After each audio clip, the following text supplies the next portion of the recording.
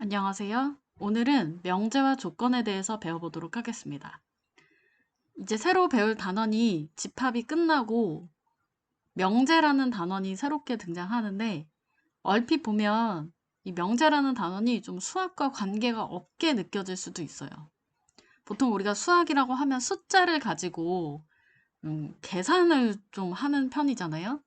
그런데 이 명제 단원은 계산이 크게 없습니다. 크게 없고 문장이 많이 나와요. 그래서 수학하고 별로 관계가 없어 보이는데 라고 생각할 수 있지만 사실은 이게 가장 중요한 수학적인 그 논리 부분에 해당하는 부분입니다.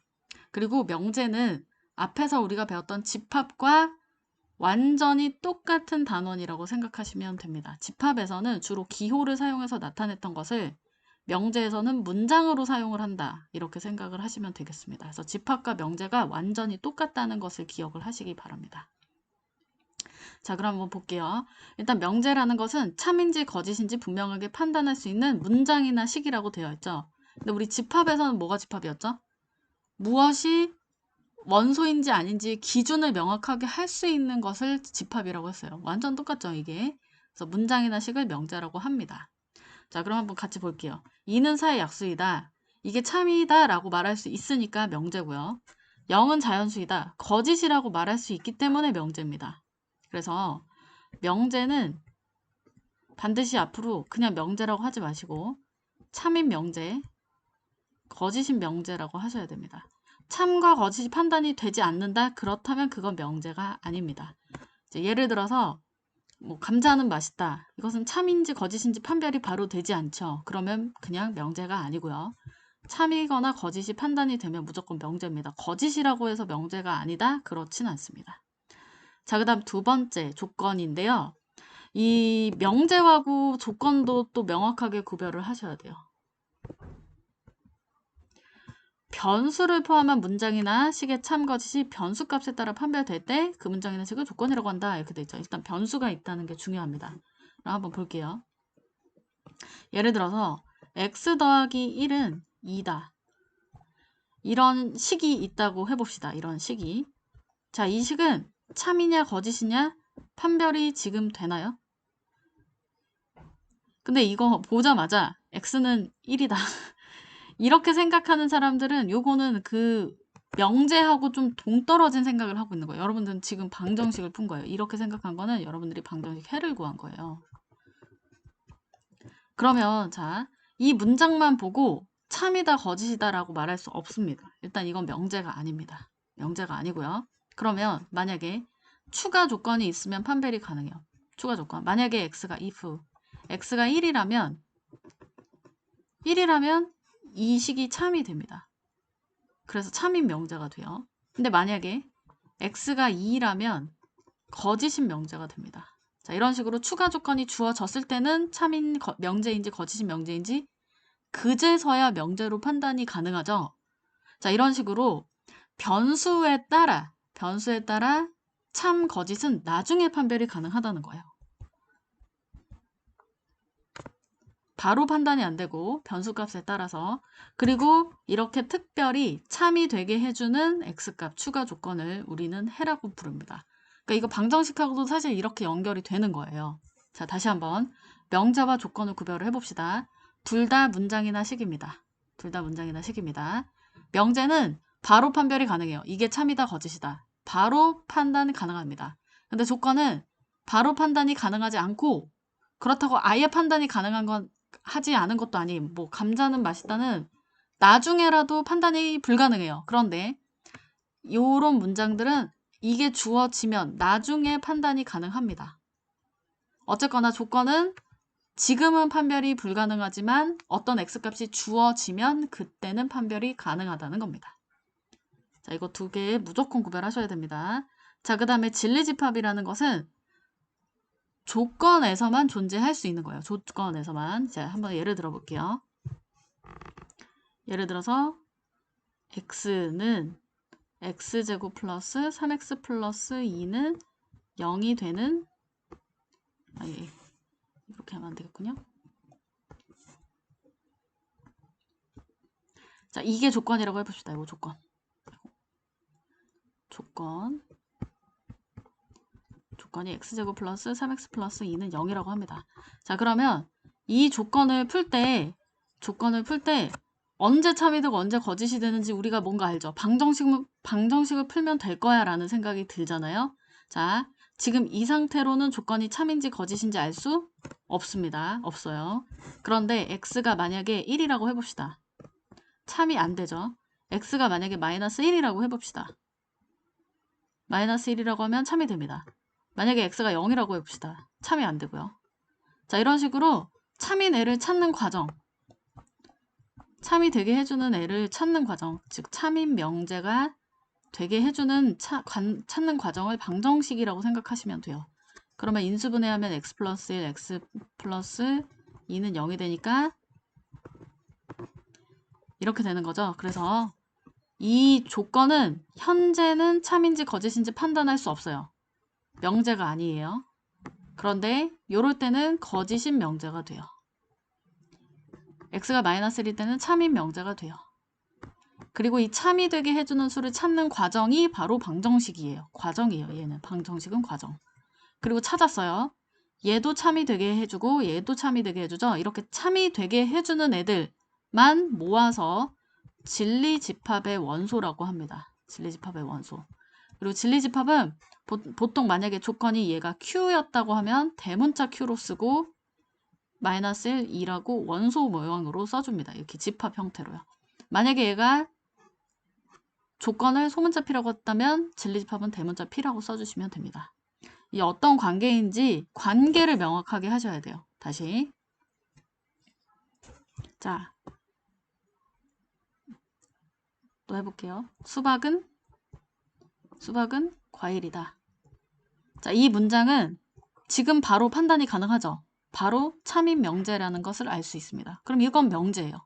지금 어떤 추가 조건 없이 바로 판단이 가능하니까요. 자, 그 다음에 나는 키가 크다. 자, 이 문장은 지금 참인지 거짓인지 알 수 없고요. 추가 조건이 주어진다고 해도 영원히 알 수 없습니다. 왜냐? 키가 크다는 건 너무나 주관적인 조건이기 때문이죠. 그래서 이건 명제가 아예 아니에요. 명제가 아예 아닙니다. 자, 그 다음에 해는 서쪽에서 뜬다. 자, 이 문장은 바로 거짓이라는 걸 바로 판단할 수 있고 어떤 추가 조건 없이도 바로 판단이 가능합니다. 이것은 그냥 거짓인 명제예요. 자, 그 다음에 x 더하기 1은 5다. 자, 얘는 몰라요. 지금 바로 알 수 없어요. 이런 게 바로 조건이라는 거죠. 지금 바로 알 수 없어요. 그런데 이 x값이 어떻게 주어지냐에 따라 얘 운명이 결정이 돼요. 이렇게 주어지면 거짓인 명제가 될 거고요. 이렇게 주어지면 참인 명제가 될 거예요. 즉, 무얼 조냐에 따라서 참일지 거짓일지의 운명이 지금은 아니지만 나중에 결정돼요. 이런 게 바로 조건입니다. 그리고 이렇게 참이 되게 해주는 애들 따로 모아서 만약에 얘가 조건 이름이 소문자 P였다면 대문자 P는 4 이렇게 원소 형태로 써주는 것을 진리집합이라고 합니다. 구별 반드시 하셔야 돼요. 그래서 아까 말씀드렸듯이 명제가 문장으로 쓴 집합 단원이다. 이거 집합과 완전히 똑같은 단원입니다. 자, 그러면 또 이제 4번 볼게요. 명제 또는 조건 P에 대해서 P가 아니다를 P의 부정이라고 하고 not P라고 이렇게 쓸 거예요. 이거 읽으실 때 not이라고 읽으시면 됩니다. not P와 같이 나타낸다. 그리고 조건 P와 조건 not P 사이에는 다음과 같은 관계가 성립한다. 어떤 관계냐? P를 대문자 P라고 한다면 not P는 P의 여집합입니다. 그래서 벤 다이어그램으로 표현하면 이런 식의 그림으로 표현이 돼요. 그러면 이제 이 뒤부터는 여러분들이 앞에서 했던 집합과 완전히 똑같다는 거를 확실히 아시겠죠? 그래서 실제로 집합 풀듯이 푸시면 돼요. 실제로.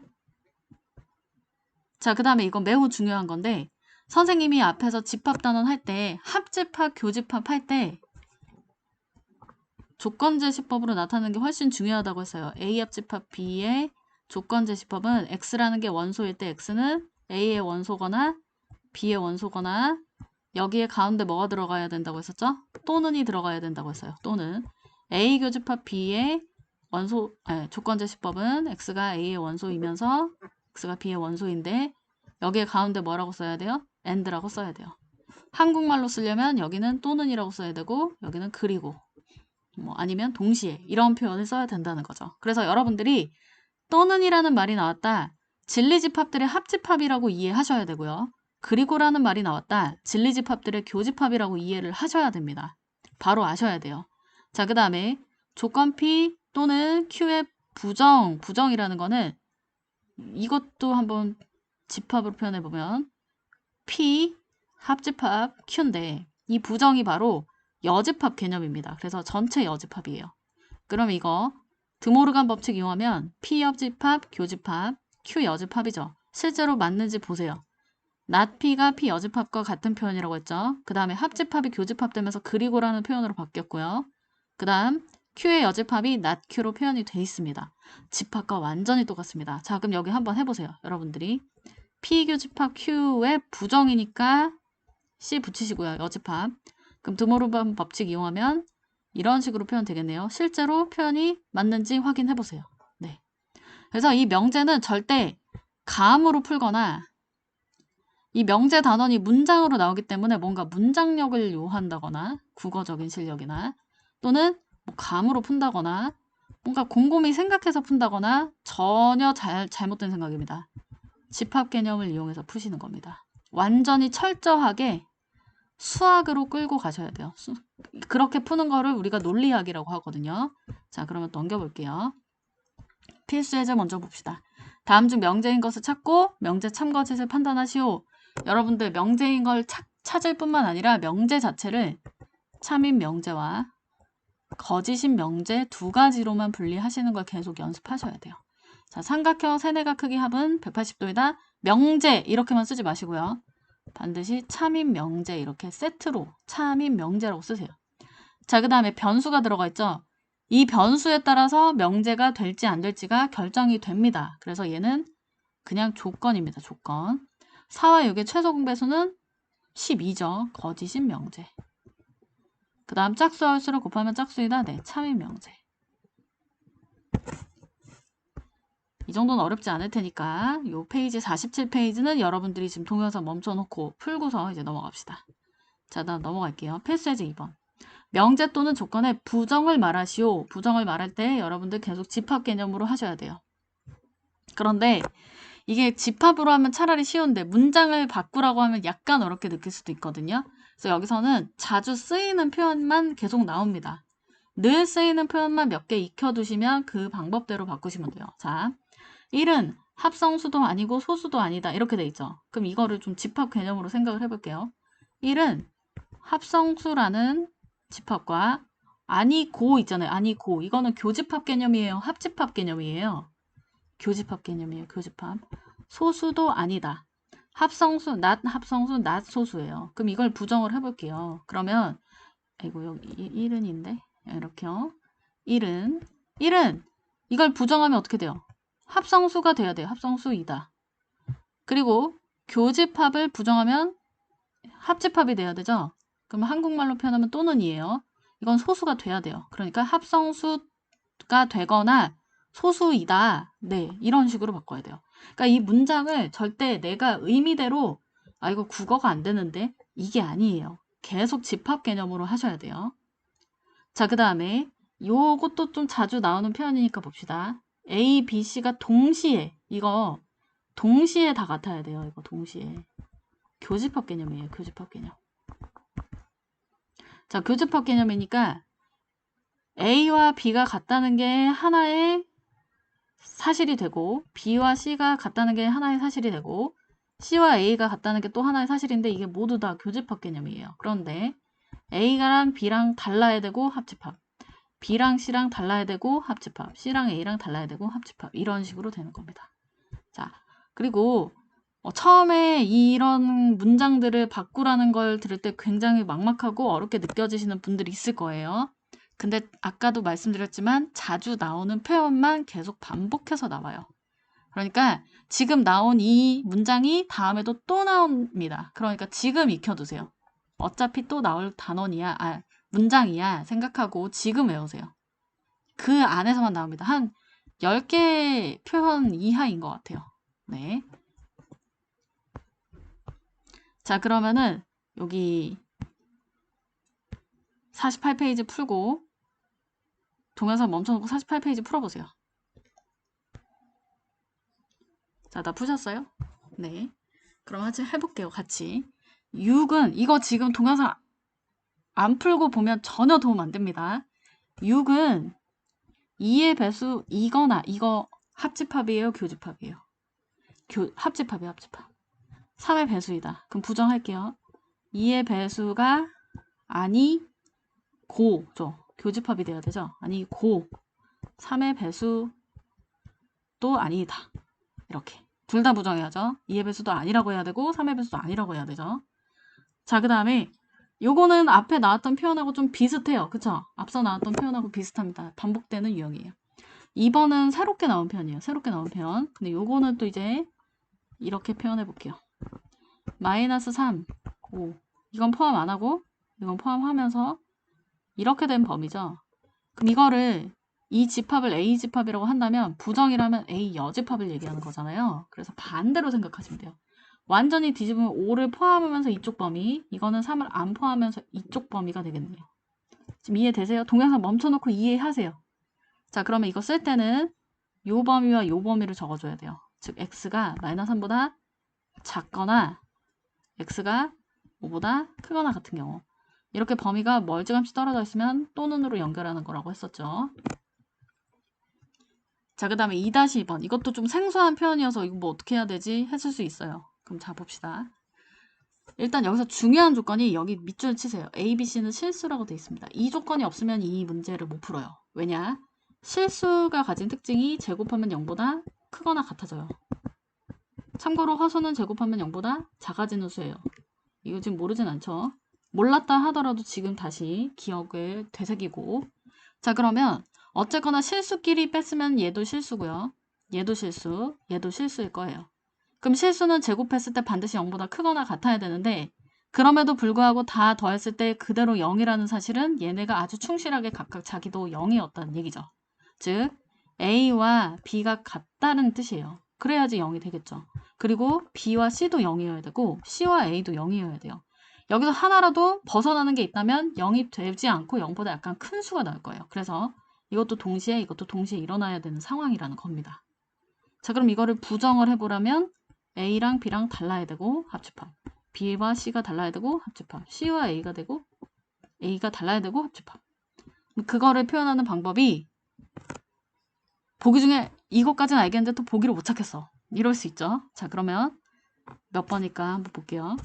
1번. 참고로 1번이 답이에요. 1번 답이고 2번은 절대 답이 아닙니다. 되게 비슷해 보이잖아요.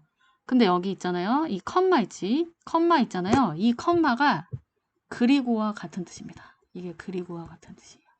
익혀두세요. 그래서 여러분들 그 2차 방정식 배웠을 때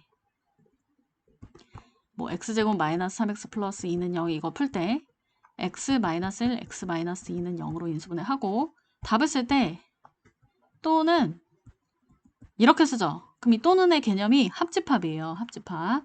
근데 여러분들이 학교에서 이렇게 쓰면은 틀려요. 왜? 이거는 교집합 개념이라서. 그래서 틀리는 거예요. 그래서 이거 절대 컴마로 쓰시면 안 돼요.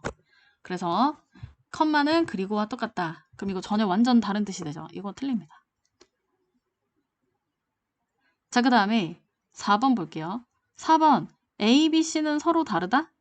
이게 뭔가 맞을 수도 있을 것 같은데 잠시만요. 이거 답을 잘못 말했어요. 제가 여기서 큰일 날 뻔했네요. 왜냐면 보세요.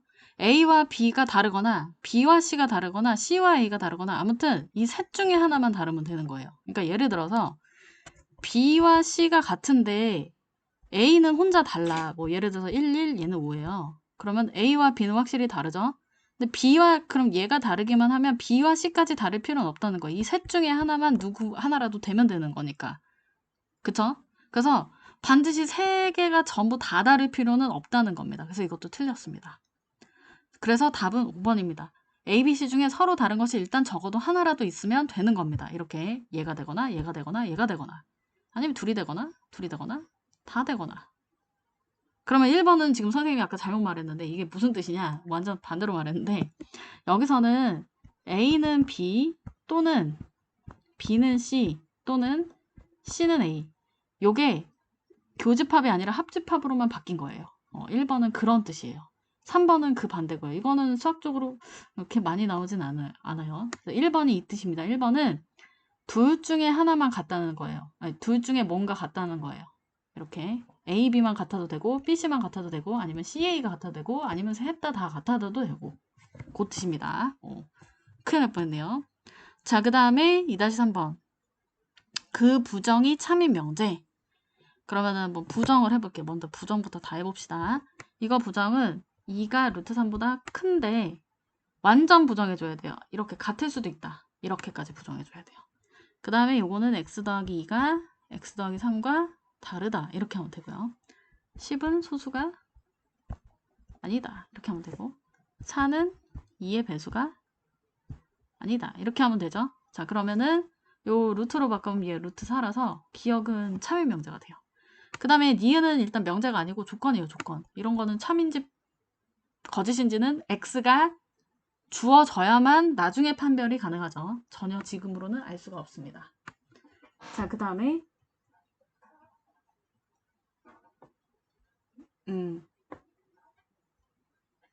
근데 x가 주어져 있긴 한데 이것도 약간 특이하게 또 틀릴 뻔했네요. x가 삭제가 되죠. 그러니까 2와 3이 다르다는 게 사실이 돼요. 예, 이거 참이네요. 어머나. 네, 잘 봐야 돼요. 잘 봐야 돼요. 이거 꼭 변수가 있다고 해서 다 조건은 아니니까 지워지네요. 그 다음에 10은 소수가 아니다. 네, 참입니다. 그 다음에 4는 2의 배수가 아니다. 2의 배수죠. 너무 2의 배수인데. 그죠? 자, 다음 페이지 넘어가겠습니다. 그 다음 필수예제 3번. 조건이라는 것은 x값에 따라서 참일지 거짓일지가 나중에 판별이 되는 거고 그렇게 참인 애들만 골라 모은 게 진리집합이라고 했었죠. 자, 그러면 같이 해볼게요. 일단 P라는 조건은 X는 소수래요. 근데 나피면 소수가 아닌 애들 찾으면 되잖아요. 그러면 소수가 아닌 애들은 1, 이게 소수고 4, 이것도 소수고 6 이렇게 되겠네요. 그 다음에 P라는 집합과 Q라는 집합의 합집합이에요. 이거 합집합. 그럼 여기서 Q를 좀 먼저 구해볼게요. Q는 여기서 진리집합 대문자 Q라고 쓰셔야 돼요. 그냥 소문자 쓰면 안 됩니다. 얘가 인수분해가 x-3, x-4로 되니 3, 4가 이게 진리집합입니다. 그러면은 P도 그냥 구해놓을게요. 대문자 P는 2, 3, 5가 되겠죠. 그럼 여기서 합집합이 2, 3, 4, 5가 되겠네요. 그 다음에 요거는 P의 여집합 그리고 교집합 Q예요. 그럼 요거 무슨 뜻이라고 했었죠? 순서 바꿔볼까요? 이거 저번 시간에 선생님 그렇게 강조했는데 이거 Q차 집합 P입니다. 순수 P예요. 순수 P. 순수 P. 그러면 교집합 부분을 빼주면 남는 것은 4만 원소가 되겠죠. 집합과 똑같으니까 동영상 멈춰놓고 이 페이지 풀어보세요. 자, 여기는 오히려 별로 어렵지 않을 거라고 생각해요. 집합이 앞에서 여러분들이 크게 어렵지 않게 했기 때문에. 자, 그러면 오늘은 여기까지 하겠습니다. 감사합니다.